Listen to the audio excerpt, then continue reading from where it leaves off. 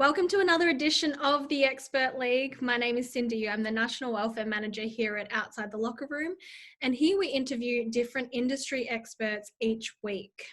And today I have a very special guest joining me today, Caitie Bleeker from Melbourne, who is also our wonderful welfare team member. So Caitie is our Victorian welfare coordinator, and she's predominantly working on the Western Victoria Primary Health Network project. But Caitie's also a suicide prevention research assistant at Orygen and has previously worked at the Monash Alfred Psychiatry Research Centre on a women's mental health project. So as you can hear, a lot of knowledge and experience that she's gained through her work. But before we get started, I just want to give a disclaimer that this interview may contain references to suicide. So if you need support with your mental health, please reach out to Lifeline via 13 11 14 or in an emergency contact 000. So Caitie, welcome today. Really excited to have you joining us on here. Firstly, can you please tell us a bit about your background and how you got into research? Yeah, absolutely. Thank you so much for having me, Cindy. I got into psych research. I sort of luckily stumbled into psych research. As I was studying psychology, I applied to be a volunteer at MAPRC and learnt so much there. And I think that it was so helpful to have a little bit of clinical exposure whilst I was still learning, because it put faces to the theory that I was learning about, and it actually let me get a bit of an experience from on the ground, which was great. And I learned a lot there about women's mental health and how hormones and trauma can impact on women's attention and mental health. And then that really it interested me in getting involved in more research. And so I applied for Orygen to be a research assistant there, and I'm so lucky to be working there now as a suicide prevention researcher. And at the moment I'm helping out on a trial that is looking at barriers to best practice when treating people that come to emergency department for self-harm or suicide attempt. And this work has been incredible as well. It's given me a lot of insight into the Australian mental health system that we're working in and what every individual faces when they're in the need of care during a crisis. And so I think it was a really eye-opening trial to be involved in there.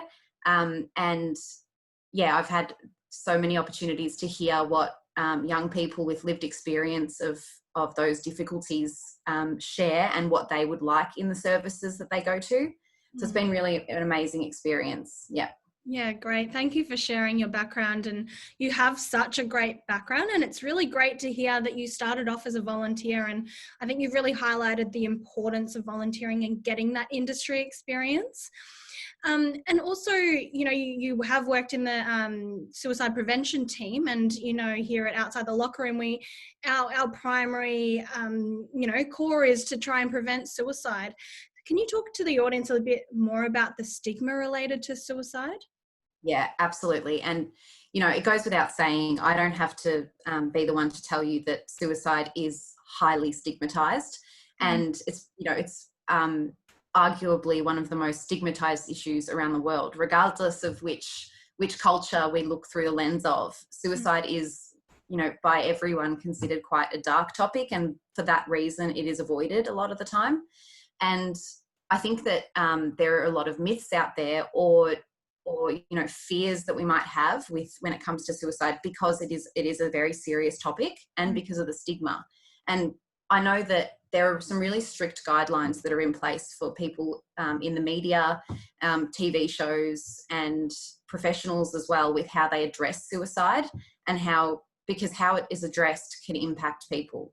And something really important that I've learned is that when discussing suicide, which should be discussed in the terms of mental health, and we need to address these things with people, it's really important to leave things like the method or things like that out of reporting, because we don't need specific details to be able to get the message across about suicide and why looking after someone who is feeling suicidal or getting help if you're feeling suicidal is important. And I think that one of the biggest myths that I could bust here today would be that directly addressing suicide is so important, and it's not going to put the idea of suicide into someone's head if we address that and ask them if they are suffering from thoughts about suicide. If someone is experiencing thoughts about suicide, then, you know, that's the step in the right, that's to address that is a step in the right direction to receiving support. And that's a good thing. And we want to discuss it so that we know what someone's going through so that we can address it properly. Yeah, absolutely. And I just really want to reiterate what you're saying there, Caitie, because it's so important. And about being direct is the best way to ask questions. And that way you're more likely to get that direct answer rather than trying to dance around the topic. So being direct can be quite uncomfortable. I know I've experienced that before, but it's so important. So could you give the audience a tip on how they might approach that conversation? Exactly. And what you said, Cindy, it's so correct. Like I, you know, work in an area of suicide prevention and am often looking at suicide as a topic all the time. And the one really important thing is that it's not, you know, it's not going to become comfortable.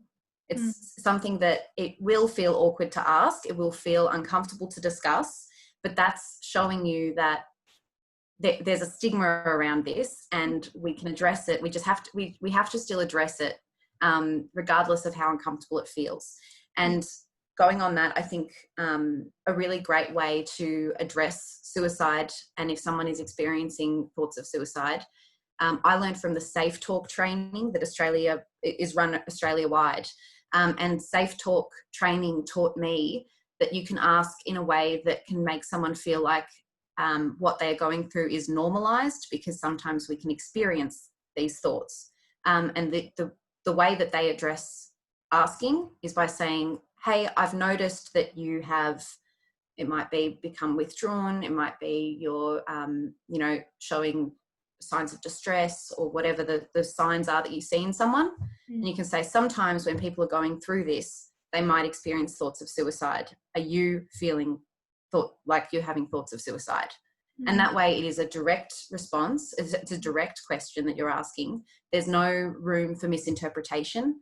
And you're also showing the individual that what they are experiencing is not too big to be named and it's not too big to be managed. And then, of course, the most important thing after addressing that and finding out if someone is having those thoughts is then to direct them to the best sort of services and supports that they can get. And this could be, you know, through your local GP, or it could be calling Lifeline if that person needs to talk directly through a crisis. But there are plenty of methods of support once we know what someone's going through. Yeah, really great. Really, really great advice. Thank you for sharing. And I'm sure that would have helped a lot of people.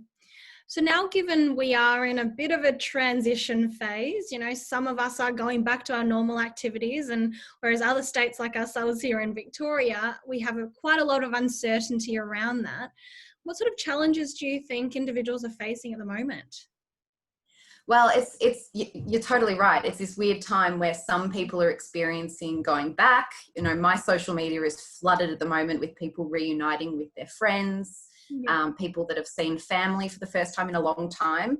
And then also, if you're in Victoria in particular, and there's a lot of cases, I'm in Victoria, so that's something that I'm conscious of. We also have still a bit of heightened fear about, you know, transmission of COVID, and we're still trying to be pretty careful. And so there is a little bit of a misbalance with where everyone's at. And whilst some people are going back to their normal life immediately, and they're able to, and that's amazing, we have to remember that, you know, for the last few months, people have been thrown some pretty big curveballs in our community, and some people might have experienced some pretty significant economic, personal and social changes.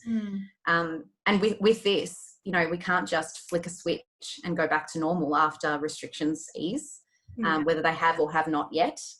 And so I think that it's really important as a community for us to acknowledge that it's not just going to be an easy, quick switch back. And the more we acknowledge this and the more that we give room to address the fact that we're all getting back at different rates, the less people have to pretend about struggling to get back on their feet at this time, and the more honesty we can show that everyone's at a different stage. So true. And Yeah. what you're saying is that because of these changes, our practices might be altered for some time to come, and it may be about finding that new normal and a new way of doing the activities we used to enjoy, or just changing them altogether. So it's really important to acknowledge that it can be a challenging time for some individuals, and it can be really challenging to find that balance back to our previous routines if that's what we're trying to do. Exactly. Yeah. Sometimes you need to get back to your feet, back on your feet, and that can take a little while. It can take trialing and erroring, like we did at the beginning of restrictions. We had to take a bit of trial and error to see what works, and it can happen again now. Yeah, absolutely. I think it's definitely quite a common thing that a lot of people are going through their own experience, and it is really individual to each person. So some people are probably strolling through, and it's not a big change for them, but for other people it can cause quite significant changes. So do you have any final advice for the audience at home and how they can navigate these challenges? Yeah. Oh, absolutely. I think that there have been so many changes during this time, and I think the theme of everyone's mind during this time is the changes. It's like you have to be quickly adapting all the time, and it's not always possible to quickly adapt. But I think that one really great thing that I've learned, and what I've seen other people benefit from, is looking at the changes that we've made to our routines that have really helped us out, like some healthy habits we might have adapted to or brought on at the moment. They don't have to be stopped after restrictions ease, or after we get back to the work environment we were used to, or whatever it was before we had these changes happen. So it could be as simple as I've been getting out for a walk every day, and that's something that didn't seem like a huge change, and it was easy to put in, and it was something that I started to reap the benefits from immediately. And I thought, oh gosh, I don't want to have to give this up now. And the truth is, with those healthy habits that we've taken on, we don't have to give them up. We can keep them going throughout this time. It doesn't matter what is happening with restrictions. It doesn't actually matter. We can always keep up that daily walk, or the new blog that we've found that we really love looking at, or it's about looking at the things that we really like, that we've started to do and started to put in place, and then potentially, if it's possible, learning to continue those in our routines so that we can still have a bit of control at a time of a lot of change. Yeah, and I really resonate with what you're saying, because for me, I've really found that I've really enjoyed some of the downtime that I've been able to have. And for me, it's about finding that time, even when we do go back to our normal routines, that I really want to incorporate that downtime in my schedule, and how important that is. So really, really great advice. And thank you so much for sharing all of that information. If anyone does want to contact Caitie, if they have any questions or they do want some specific support via Outside the Locker Room, they can contact Caitie at vicwelfare@otlr.org.au. So she's our Victorian Welfare Coordinator. But otherwise, thank you so much for joining us here today, Caitie. You've given us some really great insights, really great advice, and it's been an absolute pleasure having you on. And we're really excited to see you getting out there and launching our program into Western Victoria. Well, thanks so much, Cindy, for having me. I'm so excited for the project to start up. Thanks, Caitie.